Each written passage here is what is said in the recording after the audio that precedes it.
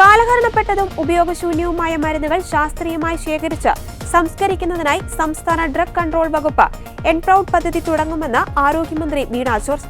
ഉപയോഗശൂന്യമായ മരുന്നുകൾ വീട്ടിൽ നിന്ന് ശേഖരിച്ച് കൊണ്ടുപോവുകയോ നിശ്ചിത സ്ഥലങ്ങളിൽ നിക്ഷേപിക്കുവാൻ സൗകര്യമൊരുക്കുകയോ ചെയ്യുന്നതാണ് പദ്ധതി.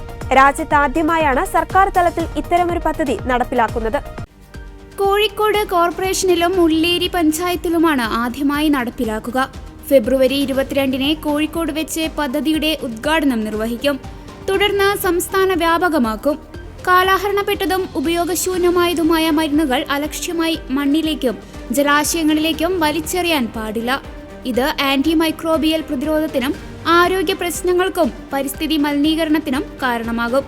ഇത്തരം ഔഷധങ്ങൾ ശേഖരിക്കുവാനോ ശാസ്ത്രീയമായി സംസ്കരിക്കുവാനോ പര്യാപ്തമായ സംവിധാനങ്ങൾ നിലവിലില്ലാത്തതിനാലാണ് പുതിയ പദ്ധതി ആവിഷ്കരിച്ചിരിക്കുന്നത്.